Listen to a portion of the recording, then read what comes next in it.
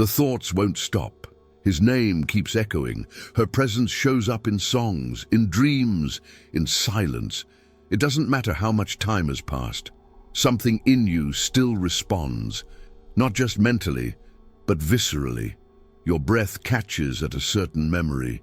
Your body tenses when a familiar scent drifts through the air. This isn't just rumination, it's a return, not to a person, but to a moment of soul activation. You're not thinking, you're remembering. And the kind of remembering we're speaking of here is sacred, confusing, and often misunderstood. When someone truly touches the inner life, they don't leave cleanly. Their absence doesn't just echo in your thoughts, it vibrates in your nervous system.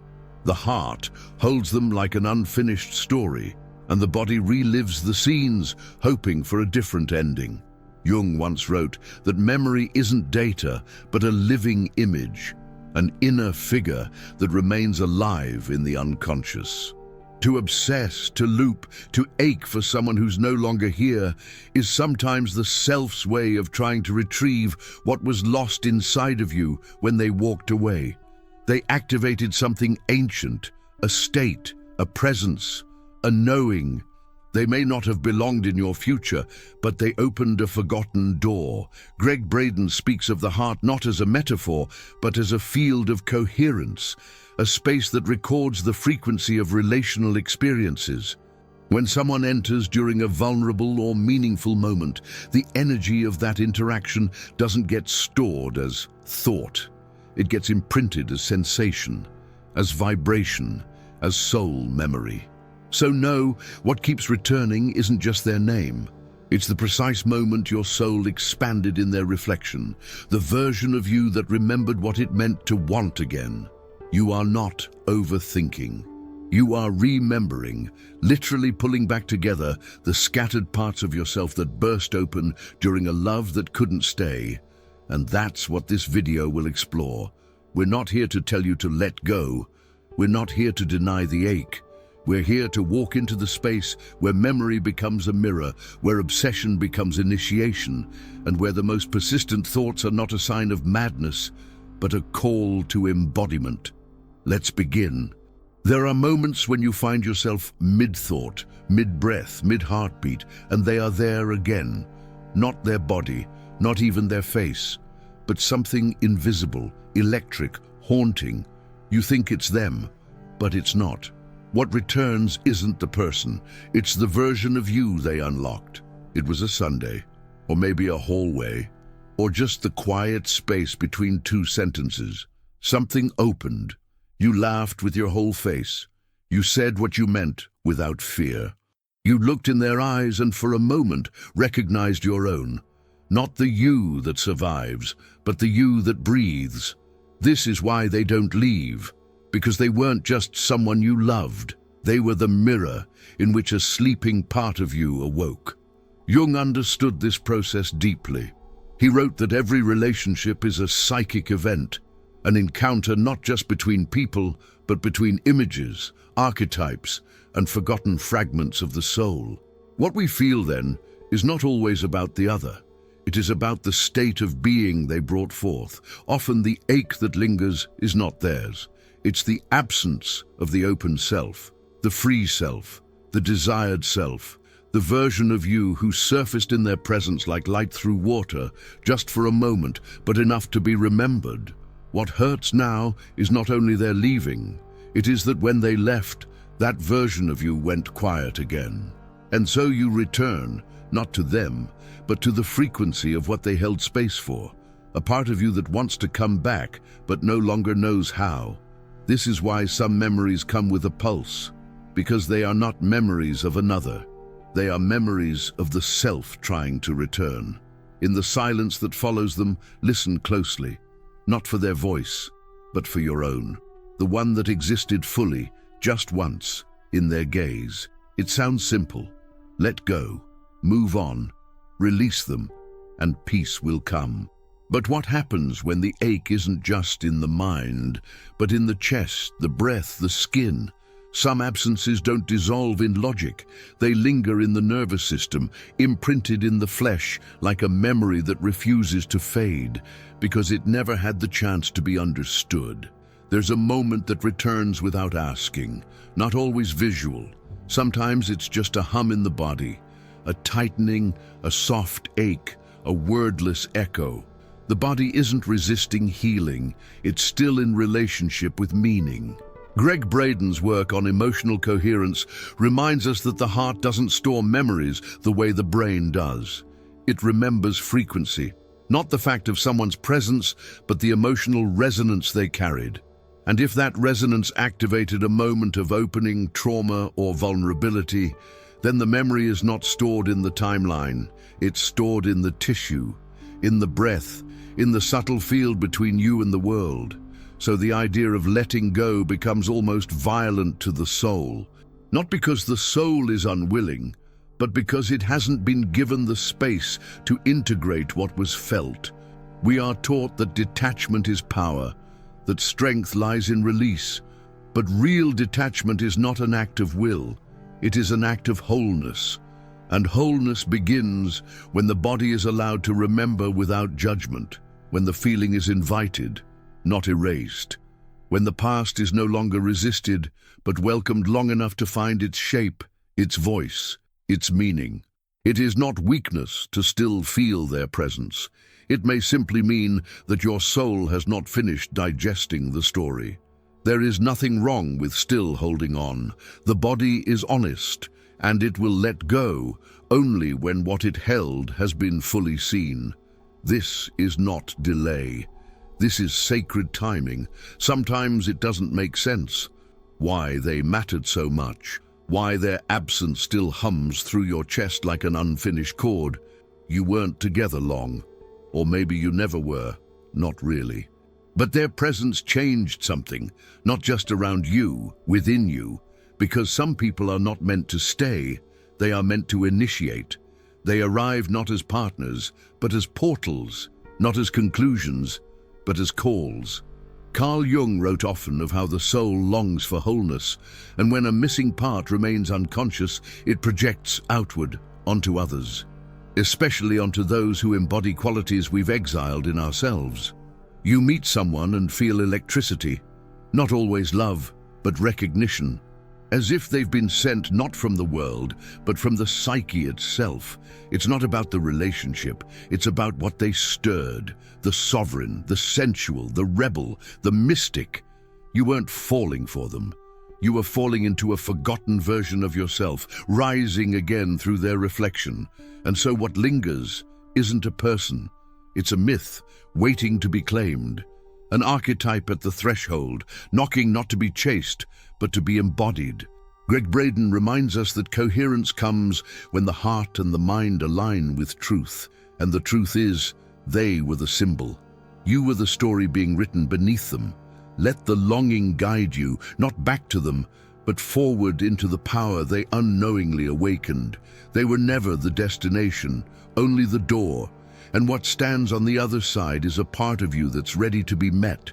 There are thoughts that don't feel like thoughts. They feel like waves, sudden, intrusive, uninvited, and yet familiar, not because they bring comfort, but because they bring something that was never finished. Obsession, in its deepest form, is not fixation.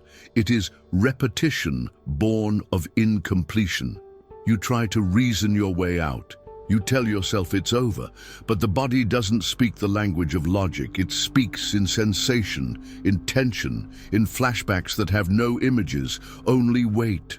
Gregg Braden's coherence model offers something gentle and revolutionary. What the heart and nervous system cannot resolve, they continue to echo, not to punish, but to complete. And so the nervous system reactivates the person, not because they're important now, but because the feeling remains unresolved. The door never closed. The moment was never felt through. The energy never left your field. It simply circled back, again and again, waiting to be held. Jung taught that what we repress returns. But not as it was. It returns symbolically, through thought loops, dreams, compulsions, not because we're broken, because we're unfinished. The obsession is not a symptom of weakness. It is the body's way of saying, we didn't get to feel it all. We didn't get to say goodbye. We didn't get to name the meaning of what happened. What you carry is not them. It is an open loop, and until it closes, the body will keep calling you back to the same memory, not to suffer, but to find a new way to hold it. This is not rumination. It is remembrance waiting for restoration, and only when the body has breathed through what it could not bear before, does the memory release its grip. Not because it is gone, but because it is finally seen. There was a moment, brief, maybe even unspoken, when you felt something in you begin to rise, not toward them, but toward life, toward longing, toward the soft and almost unnameable sense that you were becoming someone you had always been, beneath the silence. Then they left, and with them, that version of you seemed to vanish, not fully, but quietly, retreating again behind old protections, unsaid truths, careful movements. This is the deeper grief, not the loss of connection, but the interruption of emergence. We often think we're mourning another person, when what aches more deeply is the unfinished birth of who we were, on the verge of becoming in their presence. Light a candle, not to summon them back, but to invite that self to return. The one who appeared like a whisper in the heat of intimacy, or in the courage it took to ask for more. Not a fantasy version of yourself, but a real one. The one who laughed without checking the room. The one who said what she meant without apologizing. The one who dared to hope. Gregg Braden speaks of energetic coherence as the place where truth aligns across the heart, brain, and body. In ritual, this alignment becomes possible, not as performance, but as retrieval, because the self that showed up once can show up again, but this time without being summoned by the presence of another. Write a letter, not to them, but to the you who existed because of them, the version who bloomed in their light. Ask gently, what did you want? What did you feel safe enough to become? This is not a letter of longing. It is a letter of return. You are not calling back a memory. You are making space for a self that never got to finish arriving. And when that version of you begins to stir again, slowly, without fanfare, the obsession loses its grip. Not because they're forgotten, but because the part of you they awakened no longer needs their presence to exist. Some people remain in our thoughts not because of who they are now, but because of who they once represented inside us. They arrive wrapped in something larger than their own personality. They carry the scent of something mythic, and we don't just miss them, we miss the feeling of proximity to something archetypal. Carl Jung believed that we each live within an inner myth. We are not blank slates. We are stories in motion. And in this inner world, certain characters return again and again, not as people, but as energies dressed in human form. You may call him a lover, but he may have been the liberator, the wild masculine, the absent father. You may think of her as a friend, but she may have been the sacred mirror, the forbidden feminine, the longed-for mother. These are not fantasies. They are psychic truths. And when we do not recognize the archetypal mirror, we confuse the person for the pattern. Gregg Braden reminds us that energy is relational and meaning is frequency. When someone arrives and activates an ancient emotional charge, it is often because they are playing a role deeper than the moment suggests. The soul doesn't attach randomly. It calls forth what it needs to remember through faces, gestures, and silences. And so the ache, the return, the thought loop, it may not be about them at all. It may be the unfinished work with the archetype they carried. The healing begins not by forgetting the person, but by identifying the myth. What role were they playing in your psychic play? Not to reduce their humanity, but to retrieve the symbolic power you once gave away. Because once the mirror is named, once the archetype is seen, the energy can be integrated, and you no longer need someone else to carry it. You can stop chasing the mirror and become what you were always projecting. Did you enjoy the content and it made a difference for you? Click on Super Thanks and support our work. Some thoughts are not thoughts. They are echoes of moments that never closed, of words that never landed, of decisions that were never fully made.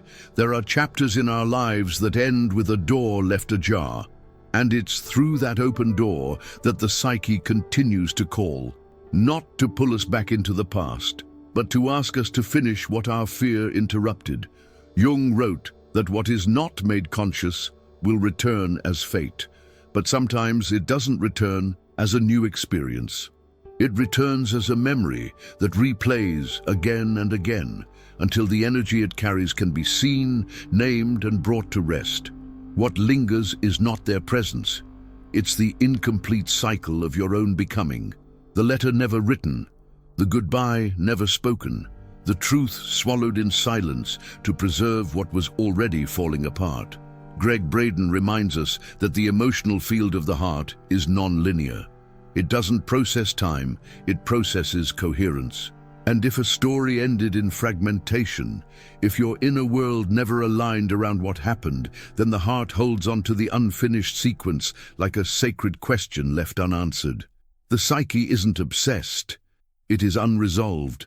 And until that energy finds expression, ritual, voice, gesture, it will knock, not to torment you, but to lead you toward the moment you didn't get to have, so that it can happen now, symbolically, soulfully, fully present, not to rewrite the past, but to give it the closure it still longs for. Burn the letter, breathe through the memory, whisper the goodbye that never made it past your throat. This is not performance. This is completion. And sometimes, the moment we finally witness what we couldn't bear to feel, the memory quiets, not because it disappears, but because it is finally home. Every silence became a doorway, and through it, he entered.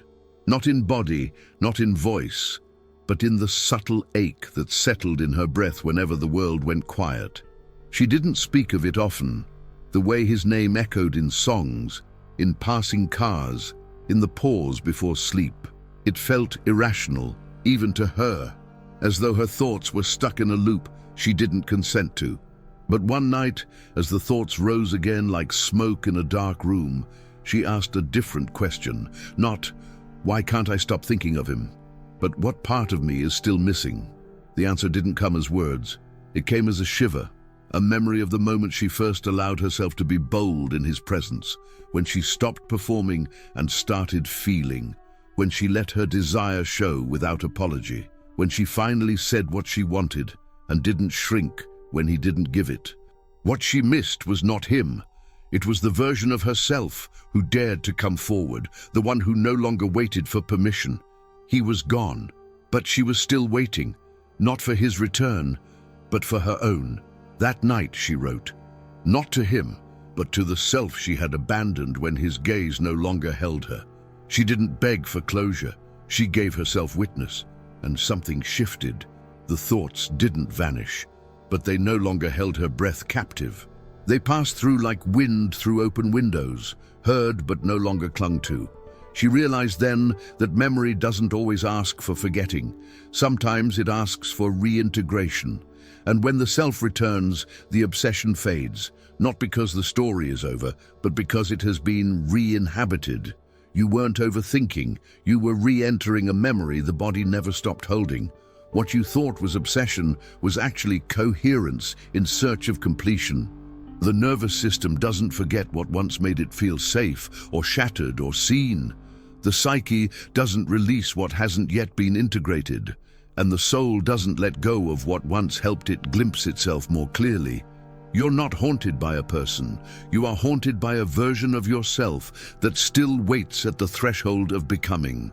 And what you long for isn't their return, but the moment you began to return to yourself in their presence. This is not a fault. It is a signal that the soul is asking to be remembered in its entirety, not just through stories of love and loss, but through the parts of you that were touched, stirred, awoken. Jung wrote, "Until you make the unconscious conscious, it will direct your life and you will call it fate." And Greg Braden reminds us that the heart knows the truth long before the mind allows it. So when their name rises again, when a scent or a silence reactivates something that feels unexplainable, pause, not to resist it, but to ask, what part of me is returning through this memory? Because maybe it was never about remembering them. Maybe it was always about remembering you.